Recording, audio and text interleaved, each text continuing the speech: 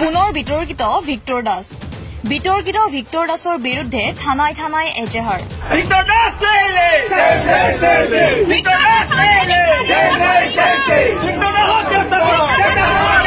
এইবাৰ উত্তৰ গুৱাহাটী আৰক্ষী থানাত দাখিল কৰিলে এজেহাৰ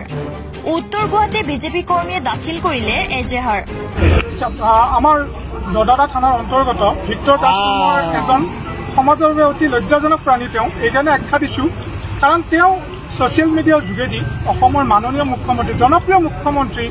পীযুষ হাজৰিকাদেৱ ৰঞ্জিত ভট্টাচাৰ্য আৰু হেমন্ত চৌধুৰী তেখেতসকলক যি অসভ্য গালি গালাজ পাৰিছে সেইটো কোনো পধ্যে আমি মানি ল'ব পৰা নাই আৰু অসমৰ প্ৰতিজন ব্যক্তিৰে হৃদয়ত হিমন্ত বিশ্ব শৰ্মা আৰু তেওঁৰ বিষয়ে যেতিয়া এনেকুৱা ধৰণৰ মন্তব্য তেওঁ দিব গতিকে তেওঁক আমি ক্ষমা কৰাটো বিচৰা নাই আৰু তেওঁৰ বিৰুদ্ধে আইনী প্ৰক্ৰিয়া ল'বৰ কাৰণে আজি আমি উত্তৰ গুৱাহাটীৰ সমূহ বিজেপি কৰ্মীবৃন্দই তেখেতৰ এগেইনষ্টত এখন এফআইআৰ দাখিল কৰোঁ ইয়াৰ লগতে মুছলমান সম্প্ৰদায়ক তেওঁ একচুৱেলি চাবলৈ গ'লে তেওঁ এটা এয়া কৰিছে হেয় কৰিছে কাৰণ তেওঁ এজন মদ খাই লৈ তেওঁ যেতিয়া মুছলমান ধৰ্ম গ্ৰহণ কৰিম বুলি কৈছে এজন মদাহী মানুহ কেনেকৈ মুছলমান হ'ব পাৰে প্ৰকৃত মানুহ এজনটো কেতিয়াও মুছলমান মানুহ এজনে কেতিয়াও মদপান নকৰে গতিকে তেওঁ মুছলমান সমাজক হিন্দু সমাজৰ লগতে মুছলমান সমাজকো তেওঁ অতি লজ্জানত কৰিছে সেয়েহে তেওঁ কঠোৰৰ পৰা কঠোৰতম শাস্তি দিব লাগে আৰু ছচিয়েল মিডিয়াত যাতে এনেকুৱা ধৰণৰ কোনোবা ধৰণৰ পোষ্ট যদি দিয়ে চৰকাৰে এইবিলাক লগে লগে বন্ধ কৰিব লাগে যাতে এইবিলাক ভিক বাষ্প নিবিয়পায় আৰু ইয়াৰ উপৰিও আমি মুখ্যমন্ত্ৰী মহোদয়কো অনুৰোধ জনাইছো যাতে অতি শীঘ্ৰে তেওঁৰ এগেইনষ্টত আটাইতকৈ দৃষ্টান্তমূলক শাস্তি দি তেখেতক গ্ৰেপ্তাৰ কৰি জেল হাজতলৈ প্ৰেৰণ কৰিব লাগে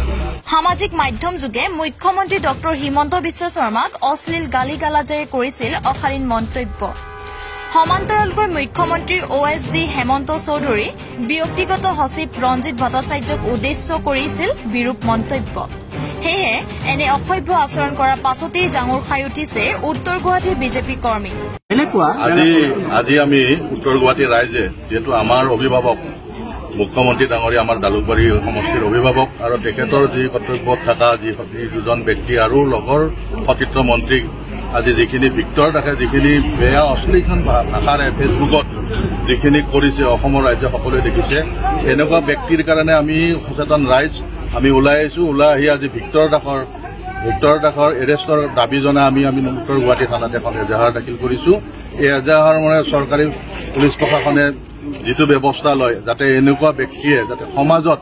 বিশৃংখল সৃষ্টি কৰিব নোৱাৰে তাৰ কাৰণে আমি সচেতন ৰাইজ ওলাই আহি ভিক্টৰ দাসৰ নামত আজি এখন আমি এজাহাৰ দিছো ভিক্টৰ দাসক অতি শীঘ্ৰেই গ্ৰেপ্তাৰ কৰি উচিত শাস্তি প্ৰদানৰ দাবী মুখ্যমন্ত্ৰী অনুৰাগীৰ তেওঁ সমাজৰ কলংক তেওঁ যিখিনি কথা যোৱা কালি পৰহিদিনাখন দিছে ফেচবুকৰ জৰিয়তে আমাৰ মাননীয় মুখ্যমন্ত্ৰী তথা তেখেতৰ লগৰ সহযোগী মন্ত্ৰীসকলক যি ধৰণৰ অভব্য ধৰণৰ আচৰণ কৰি বক্তব্য ৰাখিছে সেয়া সুস্থ মানুহৰ কেতিয়াও বক্তব্য হ'ব নোৱাৰে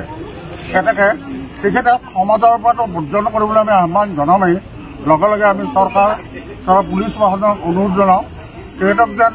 লগে লগে এৰেষ্ট কৰে আৰু লগে লগে এৰেষ্ট কৰাই নহয় তেওঁক 3rd ডিগ্ৰী পৰ্যন্ত দি ইলেক্ট্ৰিক শ্বক দি তেখেতক এনেকুৱা শাস্তি দিয়ে যেন ভৱিষ্যতে তেখেতে এনেকুৱা কোনো কথা ক'বলৈ সাহস কৰিব নোৱাৰে বা অন্তৰৰ পৰা ওলাবই নোৱাৰে